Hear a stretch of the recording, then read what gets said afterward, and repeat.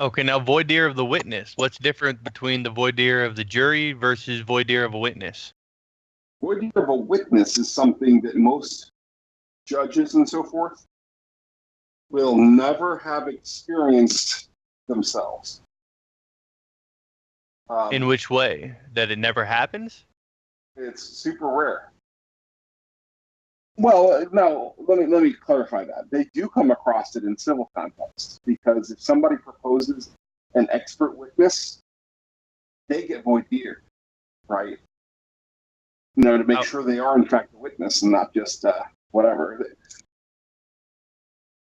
So this is something that would be done without the jury in the room, right? So that they're not prejudiced by any of the questions, because the questions are there to not worry about the normal process of foundation and so forth. It's there to cut straight to whether or not this witness has evidence, right? So it's done separately from the normal examination, cross-examination process, where there's regimented things about, you know, questioning, answering, leading questions, all that. It's not intended for the jurors. It's intended to screen the witness to make sure that the jurors should be hearing the stuff that he has to say, in case, you know, to guard jurors against irrelevant and prejudicial material. Now, keep in mind, this is generally something that can only work against you. So the prosecutor doesn't mind irrelevant and prejudicial information. So the judge isn't really going to mind a bunch of extra crap being thrown at this jury.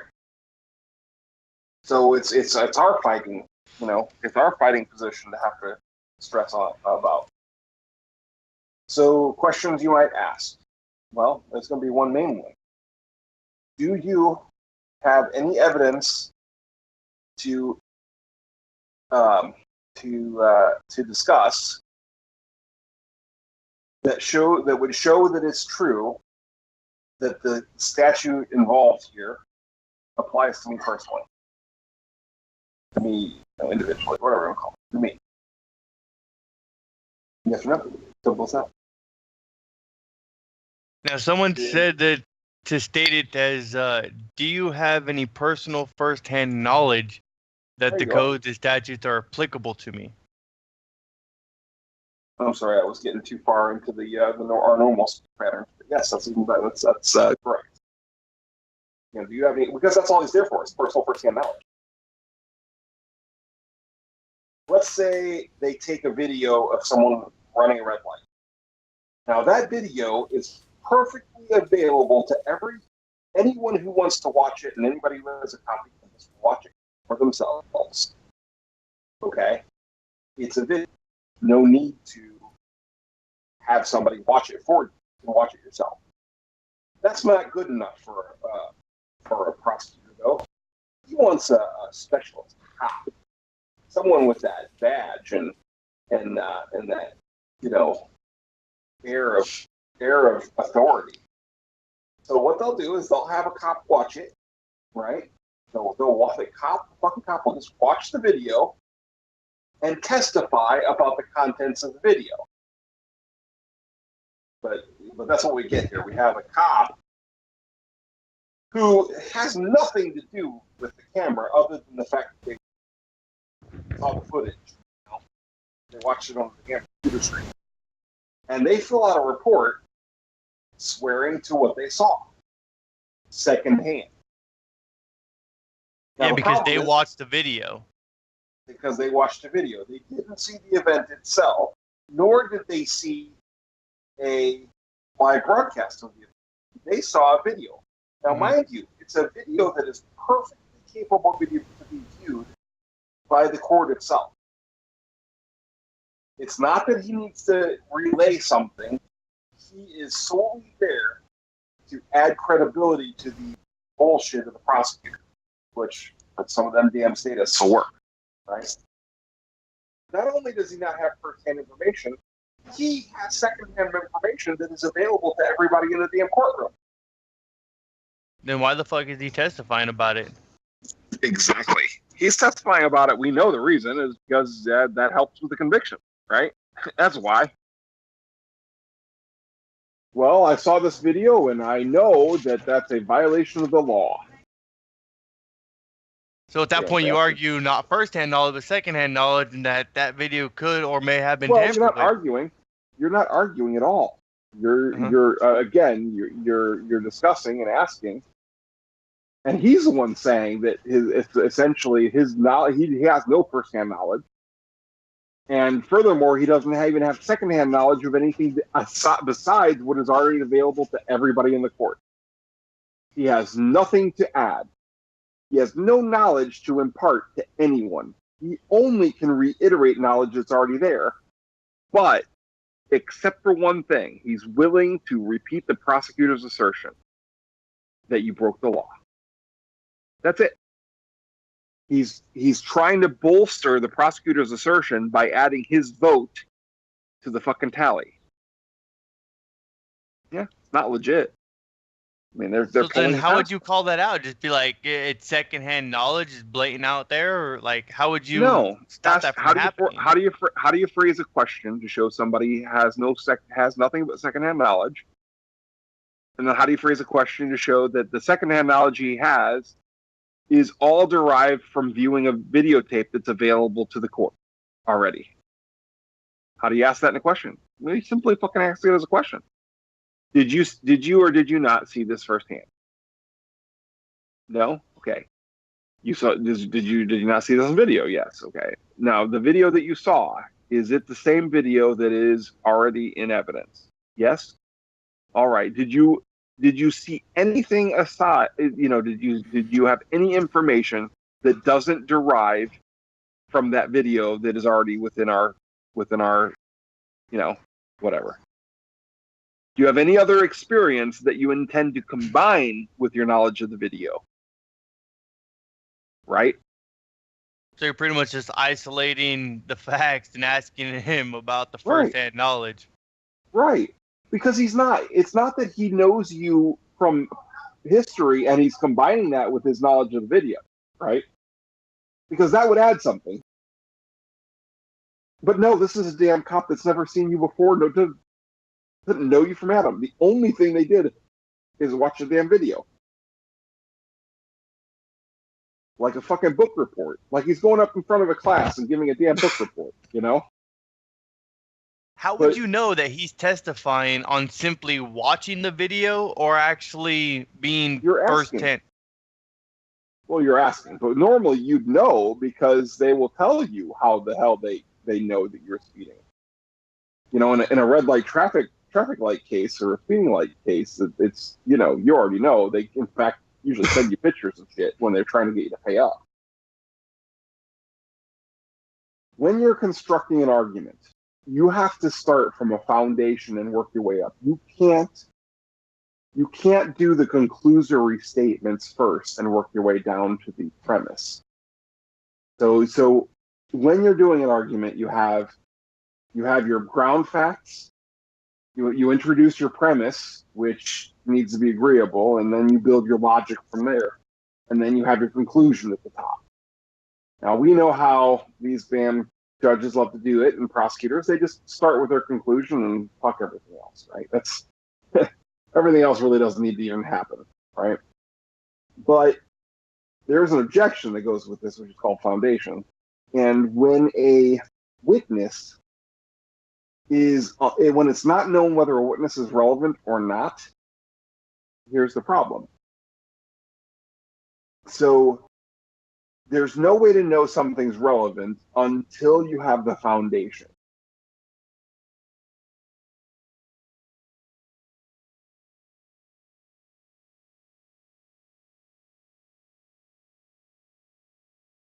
And we know that they presume everything's relevant because, it's relevant to what you're accused of because the prosecutor mentioned it, right?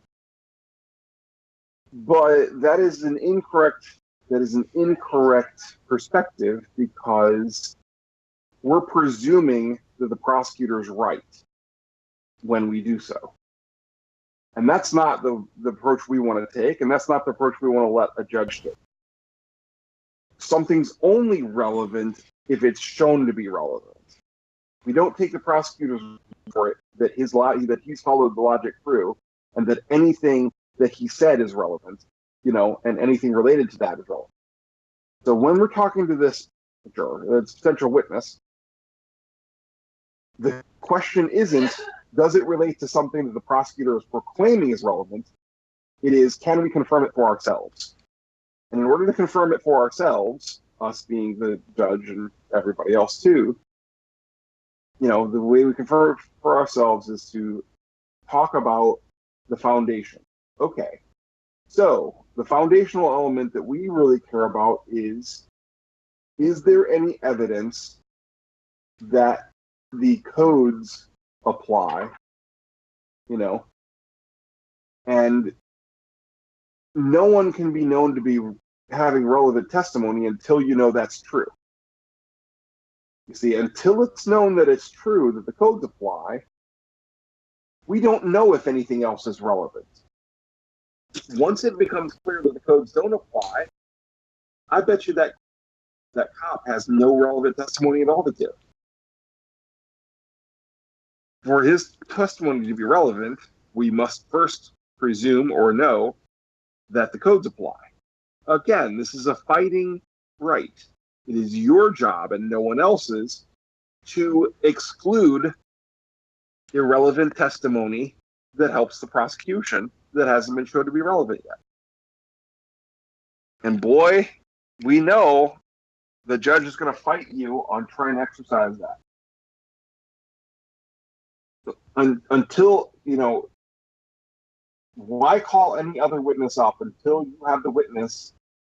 You're asking him if he has any evidence that if he's there to be the one to give evidence that the codes are applicable, or any other evidence that the court has jurisdiction. And when he says no, he's got other shit to supply. It's like, great, and that may later show to be relevant, but we don't know yet. That's the problem. So he may have relevant testimony and he may not. The problem is, at the moment, only testimony he has to offer is unknown to be relevant. It's unknown if it's relevant, if it'll turn out to be relevant. At the moment, there's nothing indicating that it is relevant. So at the moment, it seems that he has no relevant testimony, no certainly relevant testimony to offer. And he might be the one who's there to show that it's relevant. I bet you he's there to proclaim that it's true that the codes apply. What's that, his expert opinion? I mean, let's say they brought in a judge, someone who is, generally regarded as an expert opinion on the applicability of codes. They bring a judge in, and you're voir direing that judge. That's going to be a tough voir dire, right? Because he's giving you a conclusory statement. He is saying, I'm going to testify that the codes are applicable to you.